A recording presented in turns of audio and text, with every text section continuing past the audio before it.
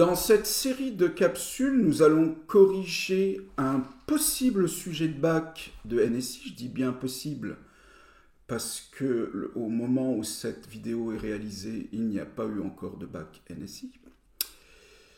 Le sujet, si vous voulez le consulter dans son entièreté, est accessible sous cette vidéo.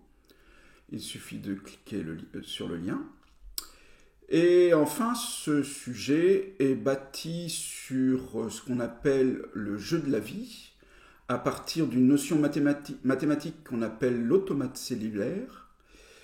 En faisant simple, alors je vous laisserai lire en détail donc ce début d'énoncé. On part d'un tableau rectangulaire qui comporte des cellules, un certain nombre de cellules. Ces cellules peuvent posséder deux états seulement, vivantes ou mortes. Et en fait, ces états se modifient à chaque intervalle de temps, qu'on appelle ici des transitions, de la manière suivante. Une cellule qui était vivante à l'instant précédent reste vivante si elle est entourée de 2 ou 3 voisines vivantes, et elle meurt sinon. Et une cellule morte devient vivante si elle possède exactement 3 voisines vivantes. La notion de voisin, je vais l'expliquer un petit peu mieux sur le diaporama suivant. Voilà, ça c'est l'essentiel. On va revenir sur les premières questions quelques slides plus loin.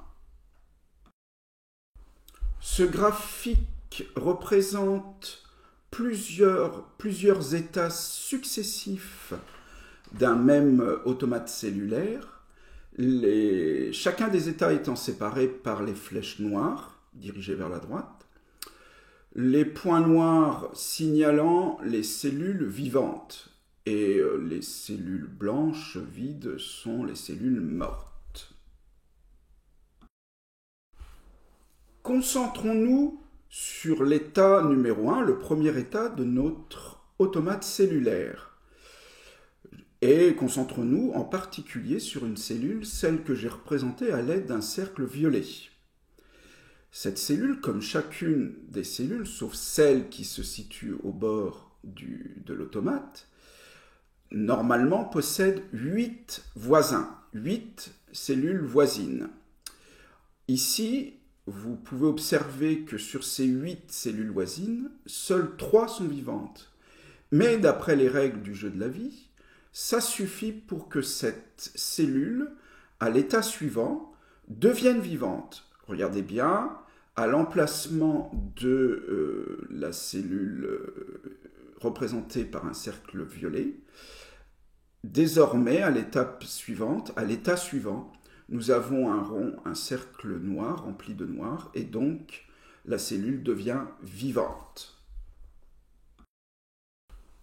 Nous sommes toujours au premier état de l'automate, mais nous changeons de cellule. Désormais, vous voyez, donc c'est une nouvelle cellule qui est représentée par un cercle rouge. Elle possède a priori 8 cellules voisines, dont 3 à nouveau sont vivantes. Donc à l'étape suivante, effectivement, cette cellule devient noire, devient un disque noir, et donc on respecte bien la règle du jeu de la vie. Si je regarde la cellule qui est tout de suite à droite de la cellule rond violet, concentrez-vous donc, et là il n'y a que 2 cellules vivantes parmi les voisines, et donc elles restent mortes à l'étape suivante. Désormais, vous avez probablement compris les règles du jeu de la vie. On va donc répondre aux premières questions de ce sujet de bac. Notamment, quelle classe peut-on dégager de ce problème au premier abord, qui est la première question qu'on doit effectivement se poser. Intuitivement, nous pensons à implémenter une classe grille dont il faut à minima connaître les dimensions, c'est-à-dire le nombre de cellules sur une ligne, le nombre de cellules sur une colonne, et dans quel état se trouve cette grille. Il semble assez évident, également, d'avoir besoin d'implémenter une classe cellule, ne serait-ce que pour savoir si elle est vivante ou morte. Pour tout vous dire, il existe de nombreuses manières d'implémenter ce problème. On peut envisager donc d'autres classes que celles qui ont été citées précédemment. Et pourquoi pas une classe état qui pourrait s'avérer très utile. Si vous avez pris la peine de lire l'énoncé en entier, vous devez avoir quelques idées de méthodes, bien entendu, qui sont suggérées à l'intérieur de cet énoncé.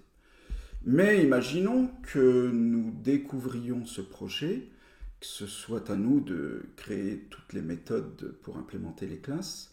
Il faudrait à minima mettre en place des accesseurs et des mutateurs pour récupérer les attributs de chacune de mes classes ainsi que les modifier.